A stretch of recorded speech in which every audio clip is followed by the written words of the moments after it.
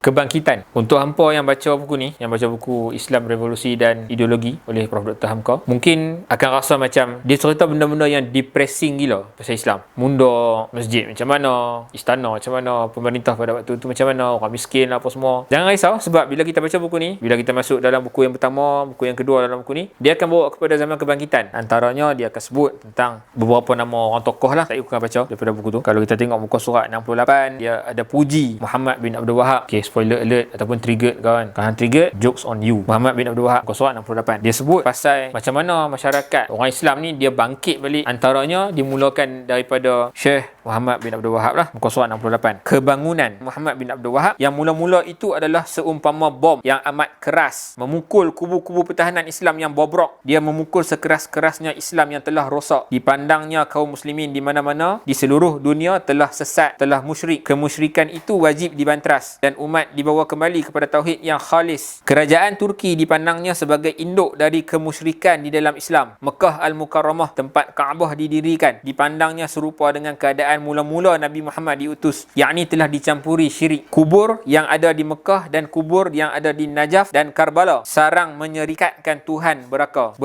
Maksudnya revolusi yang dibawa oleh Muhammad bin Abdul Wahab ni bermula di mana dan dia lawan syirik. Okay, yang tu dipuji lah sebab Hamka menyebut di muka surat 68. Dia kata maka Allah takdirkan menimbulkan mujaddid yang pertama untuk kebangkitan yang sekarang ini. Itulah Muhammad bin Abdul Wahab di Najd. Itu tentang Muhammad bin Abdul Wahab. Hamka memujilah Muhammad bin Abdul Wahab ni sebagai tokoh. Kita tengok muka surat 74. Hamka sebut juga tentang Syed Jamaluddin Al-Afghani. Disebut juga di bahagian-bahagian lain, muka surat lain seterusnya, tentang tokoh bernama Midat Pasha, Mak Abduh dan sebagainya. Ni tokoh-tokoh kebangkitan. Bawa balik umat Islam segar balik ataupun bangkit balik daripada kemunduran yang dia cerita. Okay. Kenapa aku kata buku ni tak depressing? Sebab first dia cerita pasal tokoh-tokoh tadi, macam mana umat Islam bangkit, dan lepas tu dia habaq juga. Dia macam dia cerita kata kebangkitan ni perlukan masa dan macam mana kemunduran tu bawa kepada kebangkitan umat. Tu muka surat yang aku akan baca ni. Okey, muka surat 84, Hamka cerita pasal, dia kata, okey, bukanlah perkara mudah bagi kaum yang telah karam di dalam lurah kegelapan beratus-ratus tahun dengan sekaligus akan dapat menyamai orang yang telah mendahuluinya berpuluh kilometer. Yang aku faham, Hamka abang, kita dah mundur lama. So kita nak bangkit balik tu memang makan masa. Kita tak boleh nak banding dengan orang yang dah capai kemajuan dan sebagainya. Cuma persoalan, kalau dulu dah bangkit, sekarang kita tengah mundur, bila kita nak bangkit balik? Itu persoalan. Kita kena jawab sama-sama lah sebagai orang Islam. Muka surat 84. Masuk ke muka surat 90,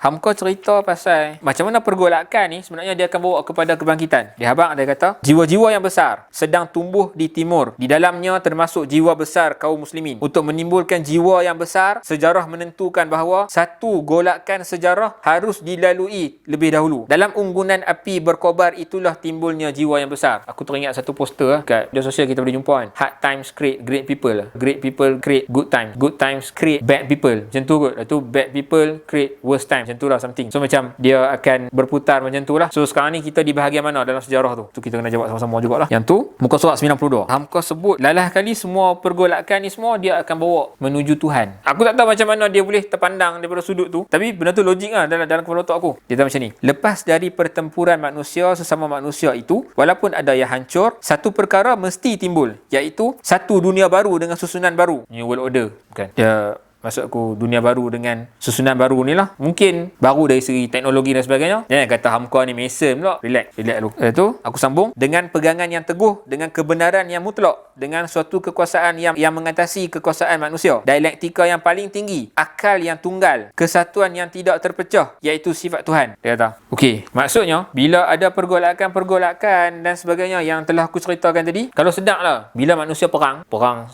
perang 2, perang 3, lepas tu elok, perang pula, lepas tu elok pula, perang pula, sampailah ke nak menuju kiamat nanti, manusia ataupun ialah bukan orang Islam saja yang bergolak. Kita bergolak dengan orang-orang yang bukan Islam pun bergolak juga dalam tamadun demi tamadun. Tapi selepas daripada tu, masing-masing akan mencari balik, akan mencari titik penyelesaian satu, lalas sekali akan cari balik, akan reform lah senang.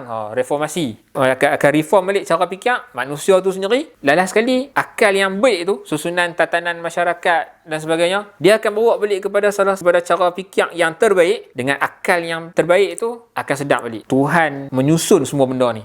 Pernah dalam satu sesi usrah dengan SCS lah, Ustaz Sabri cerita, dia quote pada Hamka, tapi aku tak sure Hamka sebut ni dekat mana. Dia quote dia, hujung fikir, pangkal zikir. Maksudnya bila kita usaha dalam kepala otak fikir, banyak, last sekali kita akan jumpa dengan Tuhan. Kita akan tahulah pergolakan ke, kemajuan ke, kemunduran ke. Last sekali benda ni Allah Ta'ala yang susun dalam lipatan sejarah, dan last sekali kita akan kembali kat dia. So aku harap perkongsian yang tu boleh tunjuk kata kita perlukan pergolakan, dan lepas pergolakan tu mungkin kita mundur, mungkin kita kalah, kita tewas, ataupun kita boleh menang juga sebenarnya. Wallahu a'lam.